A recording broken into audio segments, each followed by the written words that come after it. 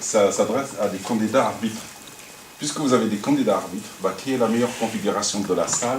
C'est pas moi d'affaire, c'est à vous. Discutez entre vous, mettez une configuration de salle de façon à ce qu'on ne soit pas en scolaire. Qu'on arrête d'avoir le sujet. Ça, oui, vous allez voir que ça change complètement. Ça permet de décoincer tout, donc de dire autre chose qu'on n'ose d'abord pas dire. Et puis quand je lui dis de se présenter, qu'est-ce qu'il dit? Qu'est-ce que tu veux que je te dise?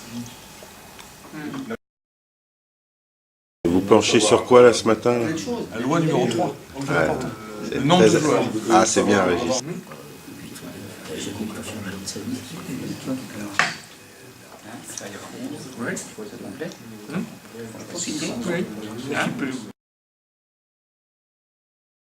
Par palier. En fait, quand tu prends ton candidat, il lui faut un petit moment, il faut qu'il commence à comprendre, et petit à petit il va monter. La loi 3, tu vas pas. Moi, les joueurs interdits, je parle que des candidats JAF, pas des JALIG. Des JALIG, je les emmerde pas avec ça.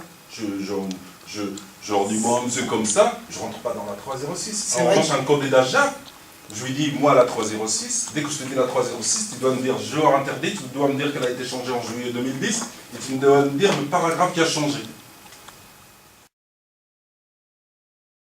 Dès le départ. Vous n'êtes peut-être pas non plus des spécialistes de la préparation physique. Et quand on se plonge dedans, finalement, parfois ça peut être compliqué.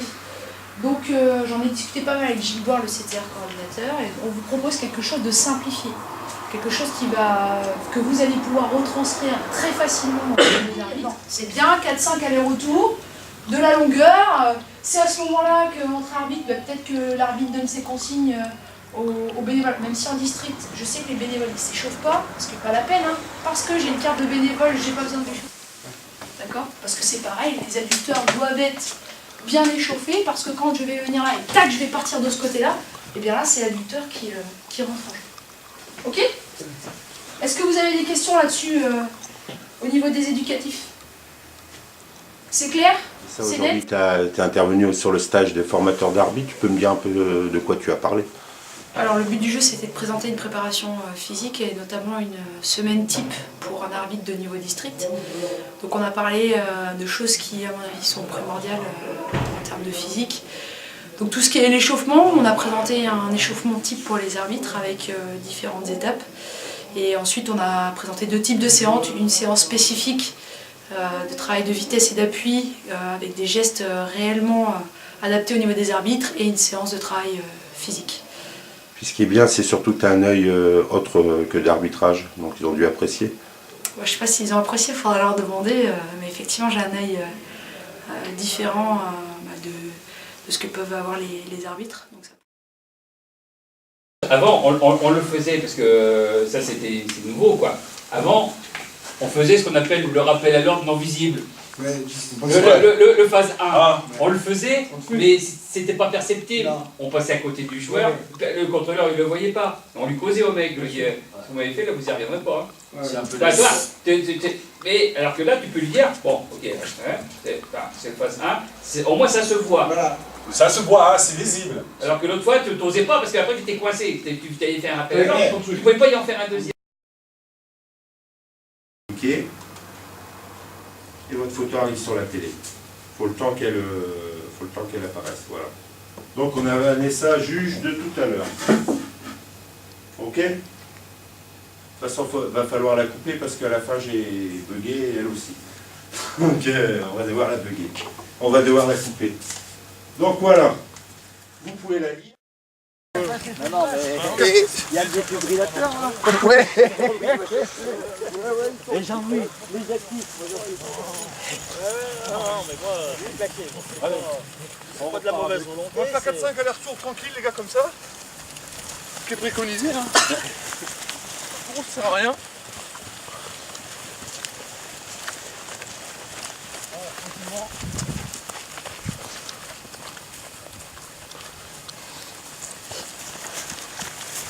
On fait l'inverse. D'abord talon 13, puis après genou. 1, 2, hop. 1, 2, hop. 1, 2, hop. Faut que tu sois de devant. Pour la voir. Voilà. Et on revient en continuant doucement, et on recommence. Allez, progressivement. Pas du sprint, hein, pas encore. Hein. Non, là c'est que l'échauffement les gars. On va commencer encore. Allez, on pousse un petit peu, et là on pousse encore. Voilà. Une dernière, Olive. C'est pas mal ce stage-là. Tu as fait l'échauffement, là, tu peux m'en dire 2 mots? Alors en fait on a fait un petit peu, on a mis en pratique ce qu'on avait vu hier avec Vanessa en théorie dans la salle. Donc sur le terrain on a mis en place avec des plots des situations d'échauffement d'arbitre, un échauffement d'à peu près un quart d'heure, avec 3 phases différentes, une première phase de footing classique, une deuxième phase avec des exercices dynamiques, et une troisième phase avec les accélérations. Un échauffement tout à fait classique pour un arbitre district. Allez, on va suivre ces ateliers alors, Régis. Là, on a fini l'échauffement fait par Régis, on passe aux ateliers. Donc il y a 4 ateliers comme on en a parlé hier. Le premier, il sera géré par Jean-Louis et Olivier. Alors lequel? Alors le déplacement est motivé. Le deuxième atelier, c'est Christian et Jean-Louis. Placement sur remise en jeu et signalisation.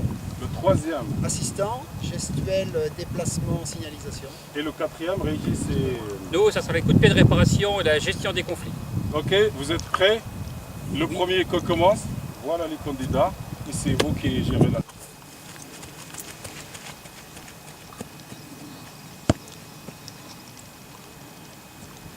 Cours, c'est pas ça que je veux.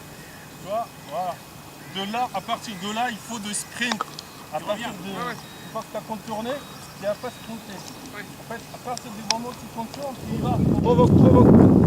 C'est Régis qui a le ballon. Faut aller, voilà. Vas-y Philippe.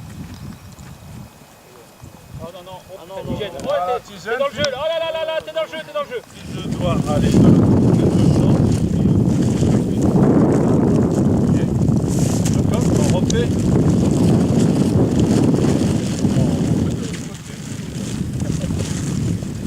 Alors on fait ça. Allez. Tout le monde regarde là-haut. Voilà. Hop, stop. Et après vous repartez de l'autre côté. Voilà. Toujours, hein, tu vois, Christian. Et c'est la fin du stage, Saïd, donc ça a duré 1 journée et demie, stage de formateur d'arbitrage. Donc tu peux m'en dire en condensé ce qui s'est fait pendant ce jour et demi. C'est un stage d'initiateur réservé aux formateurs pour les CDA, des arbitres débutants, des arbitres de district aussi.